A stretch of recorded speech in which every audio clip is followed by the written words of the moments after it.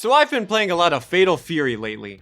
And of course I don't just mean the brand new entry that we've literally waited 26 years for, cause that would make too much sense. And this is the Gaio Winquote channel. You know I'm getting dirty with the weird stuff that is definitely not helping me block Ronaldo ball pressure on my locals. But in all seriousness, I've been messing around with the entire Fatal Fury series, so I can learn the mechanics of these games properly, as well as figure out how the hell a random city in America got taken over by an evil rich weeb mafia boss. And it's been fun. I feel like most of these games have been ignored by Western fighting game fans. But even back at the start of the series, Fatal Fury has had its own identity that went through several large shakeups that are all pretty interesting and worth talking about.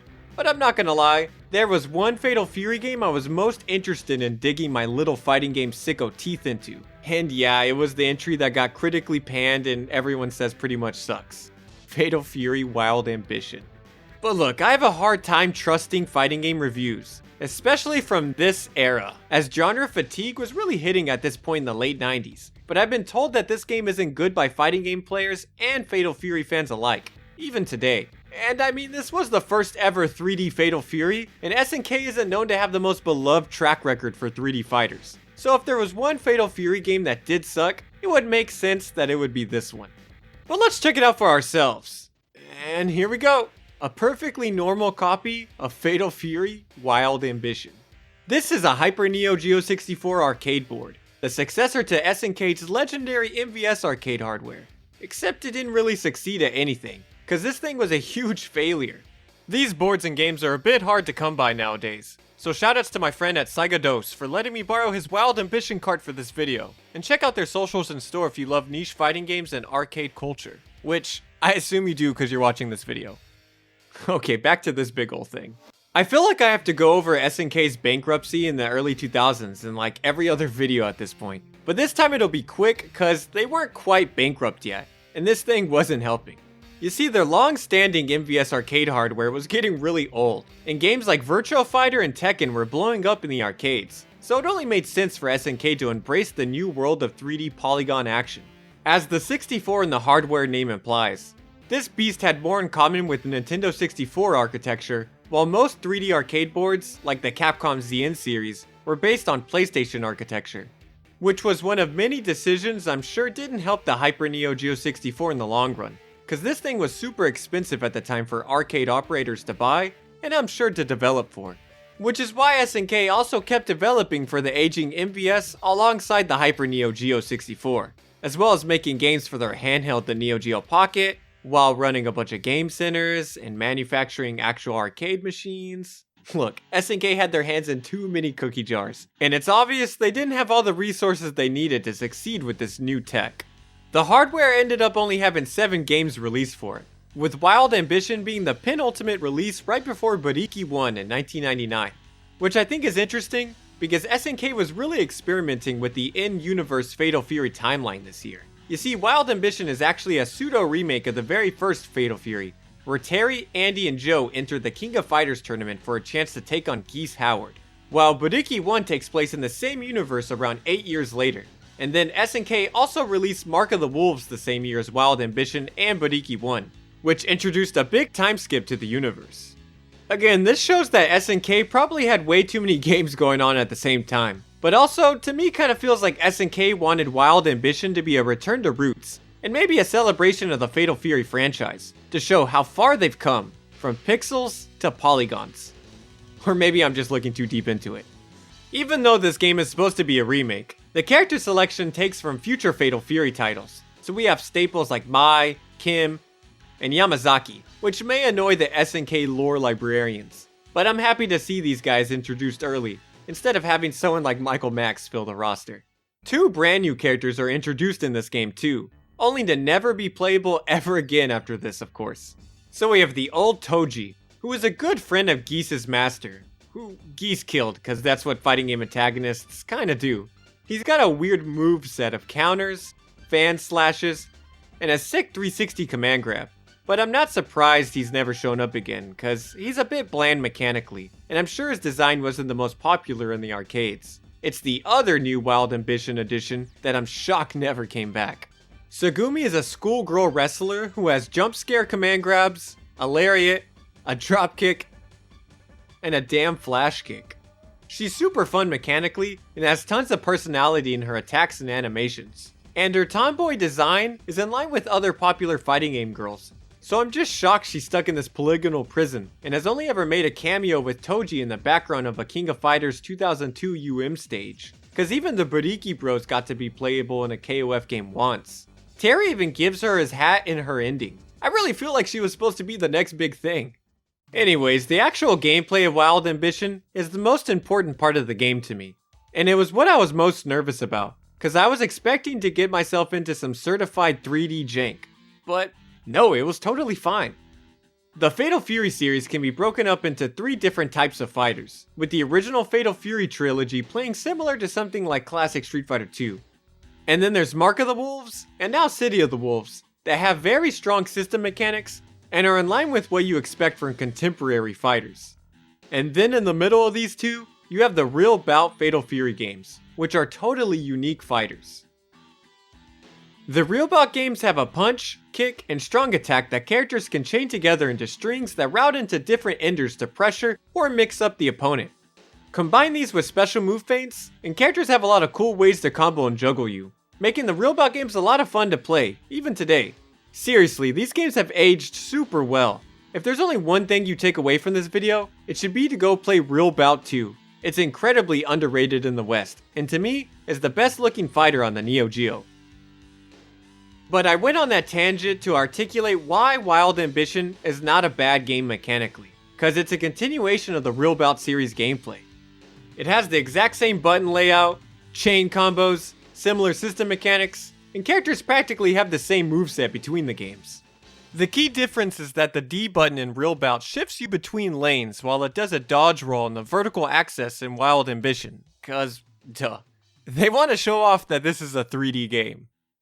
There are some shakeups to the core mechanics though.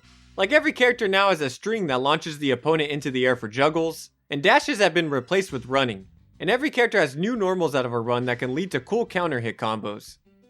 Backturn hits are also really prevalent in this game, which makes neutral defense more involved, as characters have unique normals when they're put into a backturn state.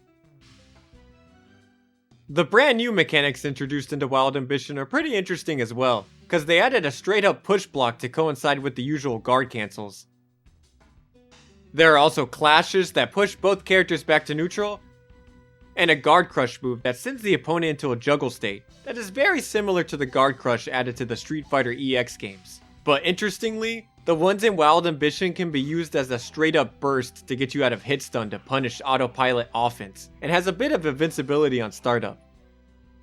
I think every fighting game should have a burst, so this is cool to me. The only thing that I don't love mechanically is how the meter system works. You start off every match with your meter at 50%, and of course attacking and doing special moves fills that bar. But if you don't do anything, or get attacked, your bar will start to drain. If it ever dips below 50%, it'll start to refill automatically until it hits the 50% threshold, which just makes gaining meter harder than it should be, and I don't agree with punishing a player that hard for getting hit.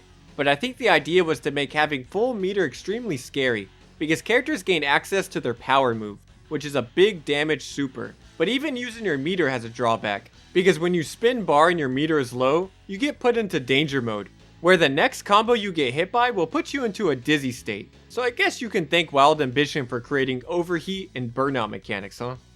Super desperation moves are also in this game when you're below half health, which is a super you can just spam for free with no cost of your gauge, which might sound insane to a modern fighting gamer, but this is 90s SNK. These were called desperation supers for a reason. I'm throwing this out till I die. But overall, Wild Ambition is a solid continuation of the Real Bout games. Is it better? No. Real Bout 2 has an incredible cast and feels a bit tighter, as it's faster to move around the screen and just feels right. Wild Ambition has a bit of the early 3D sluggishness to it, but it's not bad. It just kinda looks worse than it plays. But I know there are people in the comments that are yelling at me right now, cause most people's experience with Wild Ambition wasn't in the arcades. Cause how many people really got the chance to see a Hyper Neo Geo 64 cabinet in the wild?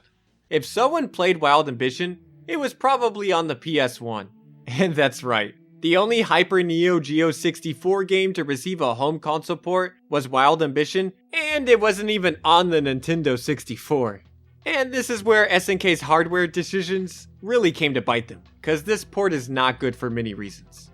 We now have crunchy lower resolution polygons, backgrounds that have no animation, and sound that is so unbelievably compressed that it sounds like it was recorded underwater. Excellent. The winner. Round 2. Fight.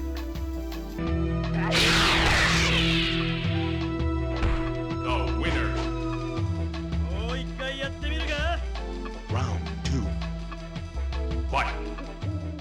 The arcade version of Wild Ambition wasn't the prettiest game at the time either. It's very basic, but not bad, and the sound is great. But PlayStation 1 Wild Ambition is pretty ugly, which was extremely noticeable when its home console fighting game competition were games like Soul Calibur, which dropped 2 months before Wild Ambition did in the US. Okay, that's obviously not a fair comparison, but even compared to Mark of the Wolves, which came out the same year, it was clear that SNK's 3D wasn't up to their 2D standards. Beyond looks though, Wild Ambition's port was also bare bones compared to games like Tekken 3, which came out a year before, as it didn't have any cool single player content, and the roster's on the smaller side.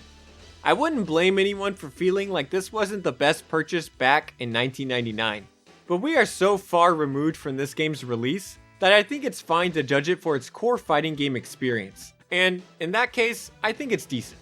I experienced some frame dips here and there, but the gameplay is essentially the same as the arcade version, and keeping that gameplay intact is probably one of the reasons why this port is as compressed as it is. Or maybe it's compressed because they added a CG cinematic of Geese Howard killing Terry's dad. That's 6 minutes long. Dude, that is an insane length for the PlayStation 1. I mean, it's really cool, but I would not be shocked to learn if this is where most of the disk space went. But I guess it was worth it, cause the only consistently good thing I hear about this port is how amazing this long cinematic is. My favorite thing about this port though, is that it added Duck King and Ryo as Mr. Karate 2 to the roster, which is some awesome Bradiki 1 synergy. These are great additions, and I want SNK to bring back this Ryo again someday. He just looks so damn cool. And hell, everyone looks cool in this game's loading screens. And I know praising loading screens sounds like I'm scraping the bottom of the barrel, but you can't deny how damn stylish these are. Before we end this though, I just want to make it clear. I don't think this is a fantastic port or anything overall, and I totally understand why it, and Wild Ambition in general, was pretty much panned when it came out, and doesn't have a good reputation or legacy.